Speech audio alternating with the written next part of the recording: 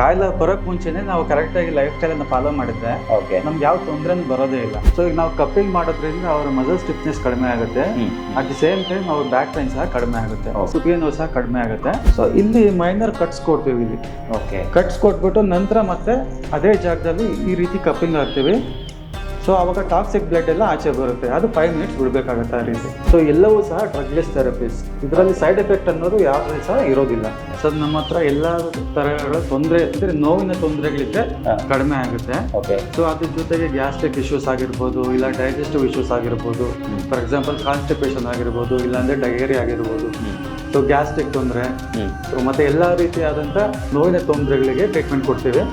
So ಈಗ ಮೈನಾಗೆ ನಮ್ಮ ಹತ್ರ ಇರ್ತಕ್ಕಂಥ ಟ್ರೀಟ್ಮೆಂಟ್ಸ್ ಏನಂದ್ರೆ ಮೈನ್ ಆಕ್ಯುಪಂಕ್ಚರ್ ಇದೆ. ಪ್ರಿಯ ವೀಕ್ಷಕರೇ ನಮಸ್ಕಾರ. ಕಾರ್ಯಕ್ರಮವನ್ನು ನೋಡಿ ಸುಮ್ಮನಾಗಬೇಡಿ, ನಮ್ಮ ವಾಹಿನಿಯನ್ನ ಸಬ್ಸ್ಕ್ರೈಬ್ ಮಾಡ್ಕೊಳ್ಳಿ. ಸಬ್ಸ್ಕ್ರೈಬ್ ಮಾಡಿ ಪ್ಲೀಸ್. ಹಾಯ್ ಹಲೋ ನಮಸ್ಕಾರ ವೀಕ್ಷಕರೇ, ನಾನು ಸಂದೀಪ್ ಶೆಟ್ಟಿ ಹೆಗ್ಗದ್ದೆ, ಇದು ಹೆಗ್ಗದ್ದೆ ಸ್ಟುಡಿಯೋ.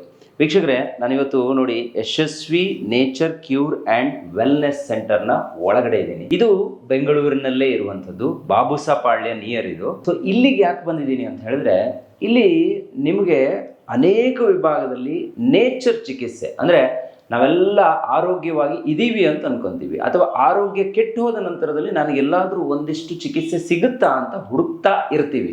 ಸೊ ಅಂಥವ್ರಿಗೆಲ್ಲರಿಗೂ ಕೂಡ ದಿ ಬೆಸ್ಟ್ ಆಗಿರುವಂತಹ ಒಂದು ಚಿಕಿತ್ಸಾ ಕೇಂದ್ರ ಇದು.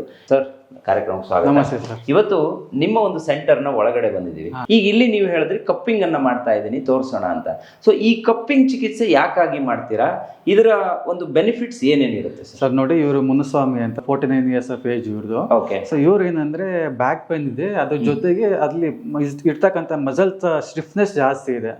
ಸೊ ಈಗ ನಾವು ಕಪ್ಪಿಂಗ್ ಮಾಡೋದ್ರಿಂದ ಅವ್ರ ಮಸಲ್ ಸ್ಟಿಫ್ನೆಸ್ ಕಡಿಮೆ ಆಗುತ್ತೆ, ಅಟ್ ದಿ ಸೇಮ್ ಟೈಮ್ ಅವ್ರ ಬ್ಯಾಕ್ ಪೈನ್ ಸಹ ಕಡಿಮೆ ಆಗುತ್ತೆ. ಸೊ ಇವ್ರಿಗೆ ಸರ್ವೈಕಲ್ ಸ್ಪಾಂಡಿಲೋಸಿಸ್ ಸಹ ಇದೆ, ಕುತ್ತಿಗೆ ನೋವು ಇದೆ.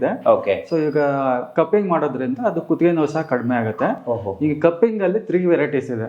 ಒಂದು ಡ್ರೈ ಕಪ್ಪಿಂಗ್ ಅಂತ, ವ್ಯಾಕ್ಯೂಮ್ ಕಪ್ಪಿಂಗ್ ಅಂತ ಹೇಳ್ತೀವಿ, ಇದೊಂದು ಫೈರ್ ಕಪ್ಪಿಂಗ್ ಅಂತ, ಮತ್ತೆ ಇನ್ನೊಂದು ಬ್ಲಡ್ ಕಪ್ಪಿಂಗ್ ಅಂತ.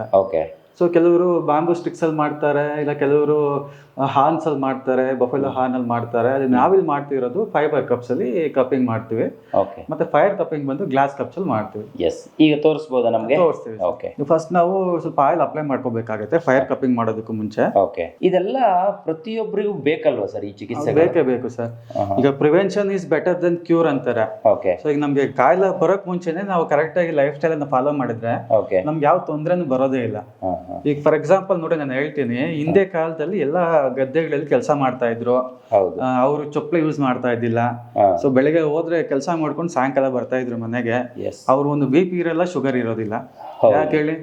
ಸೊ ಈಗ ನಮ್ದು ಫುಡ್ ಅಲ್ಲಿ ನಮ್ದು ಪಾದ ಅಂತ ಹೇಳ್ತೀವಲ್ಲ, ಆ ಪಾದದಲ್ಲಿ ನಮ್ಮ ಎಂಟೈರ್ ಇಡೀ ಆರ್ಗನ್ಸ್ ರಿಪ್ರೆಸೆಂಟ್ ಆಗಿರುತ್ತೆ.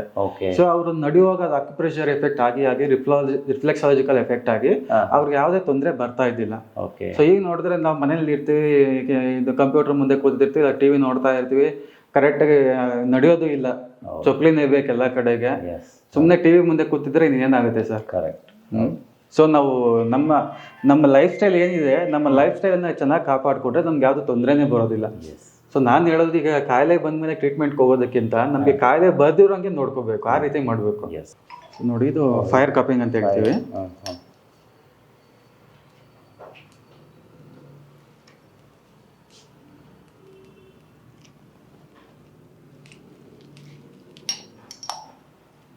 ಬಿಸಿ ಆಗುತ್ತಲ್ಲ ಅದು? ಹೌದು. ಇದು ಸ್ಪೆಷಲಿ ಬೆನ್ನು ನೋವಿಗೆನಾ, ಅಥವಾ? ಬೆನ್ನು ನೋವು ಮತ್ತೆ ಸ್ಟಿಫ್ನೆಸ್ ಇದೆ ಅಂದ್ರೆ ಕಡಿಮೆ ಮಾಡುತ್ತೆ. ಸೊ ಜನರಲ್ ಆಗಿ ನಮ್ಗೆ ರಿಲ್ಯಾಕ್ಸೇಷನ್ ಆಗ್ಬೇಕು ಅಂದ್ರೂ ಸಹ ಇದ್ರಲ್ಲಿ ಮಾಡಬಹುದು. ಈಗ ನೀವು ಇದು ಸ್ಪೈನಲ್ ಮೇಲೆನೆ ಹೌದು. ಈಗ ಸೊ ಇದೇಂದ್ರೆ ಇಲ್ಲೆಲ್ಲ ನಮ್ದು ವರ್ಟಿಬ್ರಾಸ್, ಸ್ಪೈನಸ್ ಪ್ರೋಸೆಸ್ ಇಲ್ಲಿ ಇರುತ್ತೆ. ಸೊ ಮೈನ್ ನಮ್ದು ಏನೇ ತೊಂದರೆ ಇದು ನರ್ವಸ್ ಪ್ರಾಬ್ಲಮ್ ಸ್ಟಾರ್ಟ್ ಆಗೋದು ಬ್ರೈನ್ ಇಂದ ಮತ್ತೆ ಸ್ಪೈನಲ್ ಕಾರ್ಡ್ ಇಂದ. ಸೊ ನಾವು ಈ ರೀತಿ ಟ್ರೀಟ್ಮೆಂಟ್ ಕೊಡೋದ್ರಿಂದ ಇಲ್ಲಿ ಸ್ಪೈನ್ ಇರ್ತಕ್ಕಂಥ ಎಲ್ಲ ವರ್ಟಿಬ್ರಾಸ್ ಸಹ ಲೂಸನ್ ಆಗುತ್ತೆ. ಸೊ ಅಲ್ಲಿ ಇರ್ತಕ್ಕಂಥ ನರ್ವಸ್ ಸಹ ಸ್ಟಿಮ್ಯುಲೇಷನ್ ಆಗುತ್ತೆ. ಸೊ ಯಾಕಂದ್ರೆ ಇಲ್ಲಿಂದ ಕೈ ಹೋಗ್ತಾ ಇರುತ್ತೆ ನರ್ವ್ಸ್. ಸೊ ನಾವು ರೂಟ್ ಕಾಸ್ ಟ್ರೀಟ್ಮೆಂಟ್ ಕೊಟ್ರೆ ಎಲ್ಲ ಹೆಲ್ಪ್ ಆಗುತ್ತೆ ನಮಗೆ. ಸೊ ಸ್ಟಿಫ್ನೆಸ್ ಕಡಿಮೆ ಆಗಿ ಎಲ್ಲ ನರ್ವ್ ಸಪ್ಲೈ ಚೆನ್ನಾಗುತ್ತೆ, ಬ್ಲಡ್ ಸಪ್ಲೈ ಸಹ ಚೆನ್ನಾಗುತ್ತೆ. ಸೊ ಈ ರೀತಿ ನಾವು 5 to 10 ಮಿನಿಟ್ಸ್ ಬಿಡ್ತೀವಿ ಕಪ್ಸ್ ಅನ್ನ. ಸೊ ಜಾಸ್ತಿ ಹೊತ್ತು ಬಿಟ್ಟರೆ ಬ್ಲಿಸ್ಟರ್ಸ್ ಬಂದ್ಬಿಡುತ್ತೆ. So minimum 5 minutes to 10 minutes ಅಲ್ಲಿ ಕಪ್ಪಿಂಗ್ ಅನ್ನ ತೆಗಿಬೇಕಾಗುತ್ತೆ. ಸೊ ಇದನ್ನ ಫೈರ್ ಕಪ್ಪಿಂಗ್ ಅಂತ ಹೇಳ್ತೀವಿ. ಇದ್ರೊಟ್ಟಿಗೆ ಡ್ರೈ ಕಪ್ಪಿಂಗ್ ಸಹ ತೋರಿಸ್ತೀನಿ ನಿಮಗೆ. ಸೊ ನೋಡಿ ಇದನ್ನ ಡ್ರೈ ಕಪ್ಪಿಂಗ್ ಅಂತ ಹೇಳ್ತೀವಿ.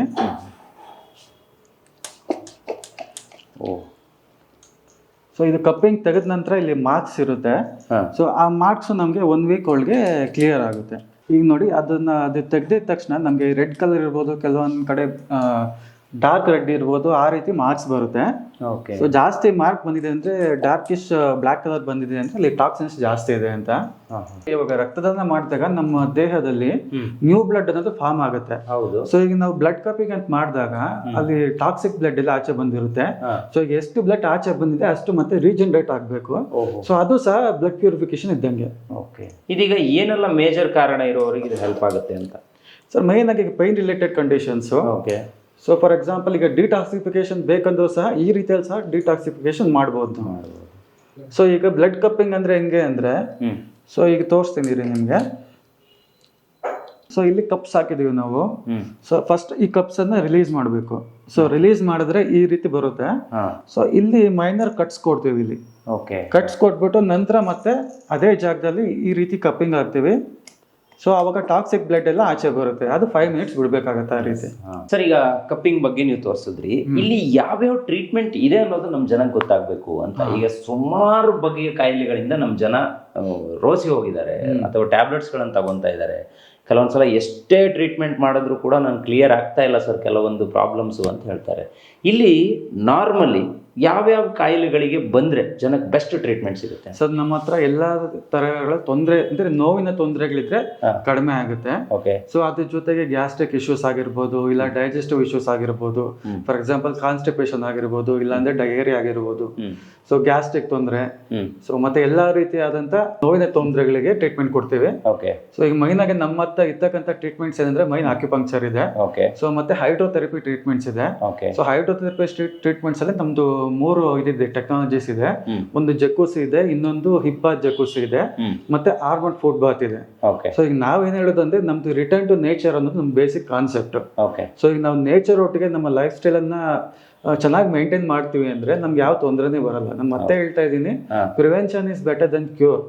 ಕಾಯಿಲೆ ಬಂದ್ಮೇಲೆ ಕಡಿಮೆ ಮಾಡ್ಕೊಳ್ಳೋದಕ್ಕಿಂತ ಕಾಯಿಲೆ ಬರೋದಕ್ಕೆ ಮುಂಚೆ ನಾವು ಅದನ್ನ ಬರ್ದಿರಂಗ್ ನೋಡ್ಕೋಬೇಕು. ಸೊ ಆವಾಗ ನಮ್ಮ ಲೈಫ್ ಯಾವಾಗೂ ಖುಷಿಯಾಗಿರ್ತೀವಿ ನಾವು. ಸೊ ನಮ್ಗೇನಂದ್ರೆ ಇಲ್ಲಿ ಲೋಕಲ್ ಮಡ್ ಅಪ್ಲಿಕೇಶನ್ ಸಹ ಮಾಡ್ತೀವಿ. ಸೊ ಡೈರೆಕ್ಟ್ ಅಪ್ಲಿಕೇಶನ್ ಮಾಡೋದಿಲ್ಲ. ಒಂದು ಟವಲ್ ಅಲ್ಲಿ ಮಣ್ಣನ್ನು ಹಾಕೊಂಡು ಅದನ್ನ ಮೈನ್ಲಿ ಅಬ್ಡಾಮಿನ್ ಹಾಕ್ತಿವಿ. ಮೈನ್ಲಿ ಅಬ್ಡಾಮಿನ್ ಮೇಲೆ, ಚೆಸ್ಟ್ ಮೇಲೆ ಮತ್ತೆ ಐಸ್ ಮೇಲೆ ಹಾಕ್ತಿವಿ. ಸೊ 3 ಟೈಪ್ಸ್ ಆಫ್ ಪ್ಯಾಕ್ಸ್ ಇದೆ. ಅದ್ರೊಟ್ಟಿಗೆ ಕಿಡ್ನಿ ಪ್ಯಾಕ್ ಅಂತಿದೆ, ಅಬ್ಡಾಮಿನ್ ಪ್ಯಾಕ್ ಅಂತಿದೆ, ಕ್ಯಾಸ್ಟರ್ ಆಯಿಲ್ ಪ್ಯಾಕ್ ಅಂತಿದೆ. ಸೊ ಈಗ ಫಾರ್ ಎಕ್ಸಾಂಪಲ್ ಕಿಡ್ನಿ ಪ್ಯಾಕ್ ಅಂದ್ರೆ ಹಿಂದ್ಗಡೆ ಬೆನ್ನಲ್ಲಿ ಹಾಟ್ ವಾಟರ್ ಬ್ಯಾಗ್ ಹಾಕ್ತಿವಿ, ಮುಂದ್ಗಡೆ ಹೊಟ್ಟೆ ಮೇಲೆ ಕೋಲ್ಡ್ ವಾಟರ್ ಬ್ಯಾಗ್ ಹಾಕ್ತಿವಿ, ಅದನ್ನ ಕಿಡ್ನಿ ಪ್ಯಾಕ್ ಅಂತ ಹೇಳ್ತೀವಿ. ಸೊ ಅದೇ ರೀತಿ ಅಬ್ಡಮಿನಲ್ ಪ್ಯಾಕ್ ಅಂದ್ರೆ ಹೊಟ್ಟೆ ಮೇಲೆ ಹಾಟ್ ವಾಟರ್ ಬ್ಯಾಗ್ ಹಾಕ್ತಿವಿ, ಬೆನ್ ಮೇಲೆ ಕೋಲ್ಡ್ ವಾಟರ್ ಬ್ಯಾಗ್ ಹಾಕ್ತಿವಿ, ಇದು ಅಬ್ಡಮನ್ ಪ್ಯಾಕ್ ಅಂತ. ಅದೇ ರೀತಿ ಕ್ಯಾಸ್ಟರ್ ಆಯಿಲ್ ಪ್ಯಾಕ್ ಇದೆ. So at the same time ಈಗ ಸ್ಟೀಮ್ ಬಾತ್ ಥೆರಪಿ ತಗೊಳ್ಳೋಕಾಗ್ಬೋದು, ಅವಾಗೆಲ್ಲ ಹೆಡ್ ಕಂಪ್ರೆಸ್ ಹಾಕ್ತಿವಿ. ಸೊ ಆ ರೀತಿ ಮತ್ತೆ ಗಂಜಿ ಟರ್ಮರಿಕ್ ಬಾತ್ ಇದೆ, ಮತ್ತೆ ಮಸ್ಟರ್ಡ್ ಪ್ಯಾಕ್ ಅಂತಿದೆ, ಮಸ್ಟರ್ಡ್ ನೀ ಪ್ಯಾಕ್ ಅಂತ. ಯಾರಿಗೆ ನೀ ಜಾಯಿಂಟ್ ಪೈನ್ ಇದೆ ಅವ್ರಿಗೆ ಮಸ್ಟರ್ಡ್ ನೀ ಪ್ಯಾಕ್ ಅಂತ ಹಾಕ್ತಿವಿ. ಸೊ ಈ ರೀತಿ ಬೇರೆ ಬೇರೆ ಟ್ರೀಟ್ಮೆಂಟ್ಸ್ ಎಲ್ಲ ನಮ್ಮ ಹತ್ರ ಇದೆ. ಸೊ ಎಲ್ಲವೂ ಸಹ ಡ್ರಗ್ಲೆಸ್ ಥೆರಪೀಸ್. ಇದರಲ್ಲಿ ಸೈಡ್ ಎಫೆಕ್ಟ್ ಅನ್ನೋದು ಯಾವುದೇ ಸಹ ಇರೋದಿಲ್ಲ. ಈಗ ಹೈಡ್ರೋಥೆರಪಿ ಟ್ರೀಟ್ಮೆಂಟ್ಸ್ ಇದೆ. ಸೊ ಅದ್ರೊಟ್ಟಿಗೆ ಅಕ್ಯುಪಂಕ್ಚರ್ ಮತ್ತೆ ಫಿಸಿಯೋಥೆರಪಿ ಇದೆ. ಸೊ ನಮ್ಮೊಟ್ಟಿಗೆ ಎನಿಮಾ ಮತ್ತೆ ಕೊಲಾನ್ ಹೈಡ್ರೋಥೆರಪಿ ಇದೆ. ಸೊ ಈಗ ಎನಿಮಾ ಅಂದ್ರೆ ಈಗ ನಾವು ರೆಕ್ಟಮ್ ಅನ್ನ ನಾವು ಎರಡಕ್ಕೆ ಹೋಗೋ ಜಾಗದಲ್ಲಿ ರೆಕ್ಟಮ್ ಅಂತ ಹೇಳ್ತೀರಿ. ಸೊ ಏನನ್ಸತ್ರ ಅದು ಟ್ಯೂಬ್ ಅನ್ನು ಒಂದು ಕೆಥೆಟರ್ನ ಇನ್ಸರ್ಟ್ ಮಾಡಿ, ಸೊ ಅದ್ರಲ್ಲಿ ನೀಮ್ ವಾಟರ್ ಆಗಿರ್ಬೋದು, ಇಲ್ಲ ಪ್ಲೇನ್ ವಾಟರ್ ಆಗಿರ್ಬೋದು, ಸೊ ಇಲ್ಲಾಂದ್ರೆ ಬಟರ್ ಮಿಲ್ಕ್ ಆಗಿರ್ಬೋದು, ಇಲ್ಲ ಕಾಫಿ ಎನಿಮಾ ಅಂತೀವಿ. ಸೊ ಈ ರೀತಿ ಡಿಫ್ರೆಂಟ್ ಟೈಪ್ಸ್ ಆಫ್ ಎನಿಮಾ ಬರುತ್ತೆ. ಇದು ಮಾಡೋದ್ರಿಂದ ಡಿಟಾಕ್ಸಿಫಿಕೇಶನ್ ಮಾಡ್ತೀವಿ. ಸೊ ಈ ಎನಿಮಾ ಅನ್ನೋದು ನಾವೇ ಮಾಡ್ಕೋಬಹುದು. ಬಟ್ ಇದರದ್ದು ದೊಡ್ಡ ಎಕ್ವಿಪ್ಮೆಂಟ್ ಅಂದ್ರೆ ಕೊಲಾನ್ ಹೈಡ್ರೋಥೆರಪಿ ಅಂತ ಹೇಳ್ತೀವಿ. ಸೊ ಕೊಲಾನ್ ಹೈಡ್ರೋಥೆರಪಿ ಮಾಡೋದ್ರಿಂದ ನಮ್ಮ ಎಂಟೈರ್ ಲಾರ್ಜ್ ಇಂಟೆಸ್ಟೈನ್ ಕ್ಲೀನ್ ಆಗುತ್ತೆ. ಸೊ ಅದು ಬಟ್ ಬರೀ ಟ್ರೈನ್ಡ್ ಥೆರಪಿಸ್ಟ್ ಮಾತ್ರ ಮಾಡೋಕ್ಕಾಗತ್ತೆ. ಸೊ ಬೇರೆಯವ್ರು ಯಾರು ಮಾಡಬಾರ್ದು ಅದನ್ನ. ಸೊ ಇದು ಮೈನ್ಲಿ ಡಿಸ್ಕಂಫರ್ಟ್ ಡಿಟಾಕ್ಸಿಫಿಕೇಶನ್ ಅಂತ ಹೇಳ್ಬೋದು, ಎನಿಮಾ ಮತ್ತೆ ಕೊಲಾನ್ ಹೈಡ್ರೋಥೆರಪಿ. ಇದೀಗ ನಾವಿರುವಂತ ಎಕ್ಸಾಕ್ಟ್ ಲೊಕೇಶನ್ ಯಾವುದು ಸರ್ ಇದು? ಸರ್ ನಮ್ದು ಇದು ಬಾಬುಸಾಪಾಳ್ಯ ಸರ್, ಇದು ಚಳ್ಳಿಕೆರೆ ಮೈನ್ ರೋಡ್ ಅಂತ ಹೇಳ್ತೀವಿ. ನಿಯರ್ ಕಲ್ಯಾಣ ನಗರ. ನಿಯರ್ ಕಲ್ಯಾಣ ನಗರ್. ಓಕೆ. ನಾಗವರಕ್ಕಿಂತ ಮುಂದೆ, ಹೆಬ್ಬಾಳಕ್ಕಿಂತ ಈಚೆ ನಾಗವರಕ್ಕಿಂತ ಮುಂದೆ ಬಂದ್ರೆ ಕಲ್ಯಾಣ ನಗರ ಸಿಗುತ್ತೆ. ಅಥವಾ ಈ ಕಡೆ KR ಪುರಂ ಅಂತ ಕರೀತಾರೆ. KR ಪುರಂಗಿಂತ 1-2 ಸ್ಟಾಪ್ ಮುಂದೆ ಕಸ್ತೂರಿ ನಗರ ಆದ್ಮೇಲೆ ಕಲ್ಯಾಣ ನಗರ ಸಿಗುತ್ತೆ. ಅದರ ಹಿಂದೆ ಅಂದ್ರೆ ಮಧ್ಯಭಾಗದಲ್ಲಿ ಇರುವಂತದ್ದೇ ಬಾಬುಸಾಪಾಳ್ಯ. ಇಲ್ಲಿಗೆ ಬರಬಹುದು. ನಾನು ಇವರ ಕಾಂಟ್ಯಾಕ್ಟ್ ನಂಬರ್ ಅನ್ನ ಕೊಟ್ಟಿರ್ತೀನಿ, ಮತ್ತೆ ಕಂಪ್ಲೀಟ್ ಅಡ್ರೆಸ್ ಕೂಡ ಡಿಸ್ಕ್ರಿಪ್ಷನ್ ಬಾಕ್ಸ್ ಅಲ್ಲಿ ಇರುತ್ತೆ. ಒಮ್ಮೆ ಕಂಪ್ಲೀಟ್ ಆಗಿ ರೀಡ್ ಮಾಡ್ಕೋಬಹುದು.